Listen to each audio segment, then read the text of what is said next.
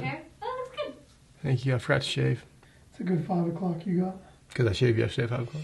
Hey y'all, it's Chris. I'm back, finally. And we have a new series for you called Bar Hacks. For this new Bar Hack series, we're gonna take products, techniques, and maybe some trends we're seeing in the cocktail world and bring them to you, find cheaper alternatives, maybe an easier method, but essentially help you hack your way to a comparable alternative. So for this first Bar Hacks, we're gonna talk about bartender favorites, the darlings of the industry, yellow and green chartreuse. If you're new here, we're doing videos every week, tons of great cocktail content, so hit the subscribe button. Let's get to it. Do I spit stains? Oh, bro. Let's start this video by talking about the most popular product we have here, Green Chartreuse. So one of the main reasons that bartenders love Green Chartreuse is because it's just extra. Y'all, this is 55% alcohol by volume. It has more flavor punch than any other bottle you could buy at a liquor store. It really is kind of a dynamo, and it's super unique. It's really hard to create this flavor profile, and that's why it's been around for 150 years. Green Chartreuse is made by Carthusian Monks. And fun fact, Chartreuse the color was actually named based on the product. The product came first, color was named based on the actual liquid contents. So besides the fact that this is 110 proof, the other heavyweight aspect of Chartreuse is the fact that it has 130 herbs and spices that give it its flavor and aroma. The color, the final green hue you see in the bottle here, is the result of fresh herbs that are done as a final maceration. The claim here is that this is an all-natural green color that comes from plants. That's cool. So the final main flavor thing to consider with Chartreuse is its sugar content. As a liqueur, it does have a healthy amount of sugar in it, and we've sleuthed out that it's around 240 grams per liter, which is hefty but not excessive. In a 2-ounce pour, you're looking at maybe 14 grams of sugar. So alongside all the bold flavor and color aspects of Chartreuse comes its bold price. It's gonna set you back $55, $65 at the store, but consider that a quarter or maybe a half an ounce is a typical pour on a cocktail that involves Chartreuse. That is still quite a bit of coin. How long have we had that bottle, Chris? I'm not sure. Let's talk about an alternative. Génépy des Alpes. Génépy des Alpes. Des Alpes. Quiet on the set. This product is Génépy, which is a general category of alpine liqueur. The one I have here is made by our friends at Dolin. You may recognize them from your vermouth. What are the differences? Chartreuse has a beautiful green color, and you may be thinking that Génépy over here is trying to fool you with their green bottle, but actually the juice also is green. So, comparable colors, although we'll get into some of the finer differences between those colors. Quick hitting facts are this is a little bit lower in ABV, 55%, 45%, so that's a sizable drop in alcohol content. So the similarities between these two cross over into their actual ingredient profile. I mean, they're made in the same place, right? You can kind of guess. Both include wormwood, Artemis, both include various floral aspects like chamomile. So there's a lot of overlapping flavors because they start with the same starting ingredients. Okay, let's get on to the fun part where I drink this stuff and explain it to you. First up, Green Chartreuse in a tiny martini glass. Look at that beautiful green color. Can you see it? So just looking at this, you can see the sugar, like you see like little strands of syrup swirling around and one piece of dust. Okay, let's try it. It's bold. It's super fresh and minty. You could really convince someone that this is a sweet mouthwash, but in a good way. 130 herbs and spices. I could really throw out anything here and probably be right. But for me, the dominant stuff is wintergreen, definitely some lemon zest, some herbaceousness, thyme, sage. And there is like a serious sugar content here, right? This is a sweet liqueur. It's also very warming. I mean, that 55% ABV does hit you in the chest. It's kind of just bold all around, which is why people love it. I think a lot of people think Chartreuse is bitter. It's really not. It doesn't have like a pronounced quinine or gin-shin finish to me. It finishes sweet, it finishes a little bit syrupy, but mostly it finishes quite herbaceously, herbally, with herbs. Let's talk about Génépy des Alpes. So remember, Génépy should be a little sweeter, we think, definitely less booze. Although it actually doesn't have the sugar swirl, sort of the syrup that I saw in the Chartreuse, and it is also not as green. Yeah, it's a little more straw yellow, not as dominant of a nose. Okay, way more peppermint. Less spearmint, more peppermint. It tastes less boozy because it is. Génépy is very similar, but more one note. It doesn't have the explosion of flavor the way that Chartreuse perfumes your mouth. This is a little more stripped down.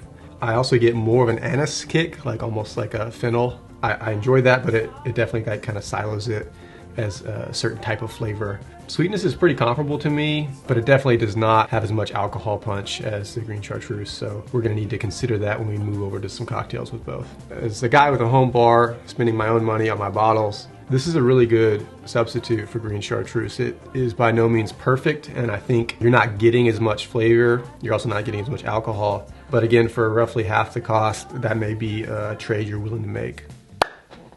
Yellow Chartreuse is this bottle right here. So about the same time our monk friends were perfecting Green Chartreuse, they were also working on Yellow Chartreuse, which was meant to be a milder version. It is lower in alcohol. This is 43% versus 55. Allegedly, this is a bit sweeter and definitely has a different flavor profile. They are not substitutes for each other. So similar to Green Chartreuse, post-distillation, Yellow Chartreuse is aged for quite a while in oak casks, and its color is also natural as a result of the infused herbs and spices. So this has less booze than the Green Chartreuse, but it also has more sugar, hence its more mild overall profile. They cost about the same. You're still gonna look at $55 to $65 for a bottle of Yellow Chartreuse, which brings us to an alternative for bar hacks, Strega. So to this point, everything we've talked about has been French. We're gonna jump across the Alps and talk about an Italian alternative to Yellow Chartreuse. Strega is about the same proof, whereas it's 43%. We're at only 40% here, so not too much of a drop. Similar sweetness level, but fewer herbs and spices. So they're claiming 130, same suspiciously similar number to the Green Chartreuse. Strega claims only about 70 herbs sourced from all around the globe to get their flavor, aroma, and color profile. So Strega claims from those 70 herbs and spices that they're getting a fully naturally flavored and colored product. You may notice it's a little bit different, a little bit more of a highlighter yellow than Yellow Chartreuse. It also comes with quite a bit less of a price tag, from 60 to 30. About half the price. So let's taste through our Yellow Chartreuse and Strega Yellow Chartreuse. Definitely sweeter than Green Chartreuse. Not as herbaceous, a lot more soft florals, a ton of honey. Don't know if there's actually honey in here. Some vanilla, like softer, rounder flavors. You almost taste more of like the vanilla you'd expect out of a bourbon, like that kind of woodsy vanilla character. Let's try Strega.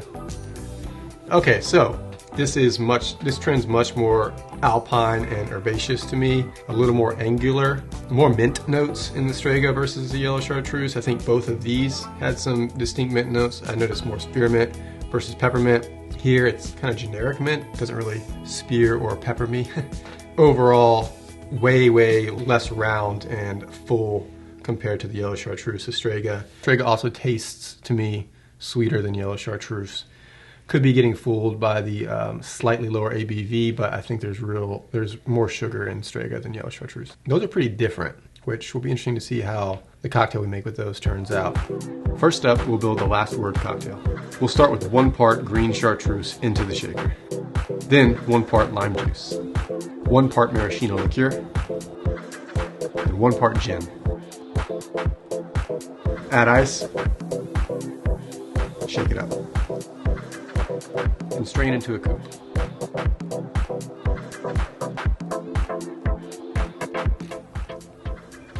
It's punchy.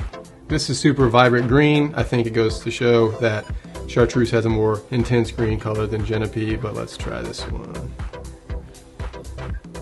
Yeah, a little more astringency over here. Very similar, to be honest. I think you could definitely fool someone. I don't really think Génépy loses a step here to Chartreuse. Maybe a little bit in terms of like overall body and mouthfeel, but that's a pretty convincing bar hack right there, is Génépy for Green Chartreuse. Next up, the Alaska cocktail. We'll start with half an ounce of Yellow Chartreuse into the mixing glass. Then 1.5 ounces of gin, 2 dashes of orange bitters. Add ice and stir for a good 20 seconds. And strain into a coupe.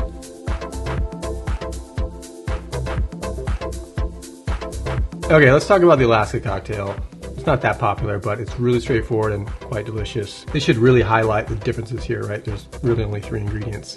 Let's try Chartreuse first. Color-wise, much more vivid yellow compared to the Strega. Strega is definitely like less turmeric intensity and more like pale straw. Soft, honey. So from tasting them neat, I found Strega to be a little more angular. I think that carries through to these cocktails. I'm getting like a little bit more lemon astringency on the Strega. I'm getting much more of the honey character of Chartreuse. I think the difference for me in this Alaska cocktail is a pronounced honeyed finish, both in flavor and sweetness, compared to this is a little bit more of that classic Alpine style of like fir and mint. I'm getting a more herbal finish on the Strega. These are real substitutes. I mean, you could definitely swap these out and not notice if you weren't paying attention. When I drink Chartreuse at home, I'm not usually mixing it with cocktails. I'm usually using it as a digestif, pouring a ½ ounce after dinner. If you're comparing it on that level, tasting these neat, I think there really is no contest. I think both Chartreuses are a better bet, a better flavor, and I'm happy to pay the premium price tag. So I'd say keep that in mind. Like if you're tasting them by themselves, shell out for the real deal. If you're more of a mixing person, want to make cocktails at home, you could easily get away with these alternative, although comparable products. So that's it for the first bar hacks. Hopefully you've enjoyed us walking through Chartreuse and its substitutes. Let us know if you've explored either of these, if you've noticed any differences, and what you may want to see on the next bar hacks.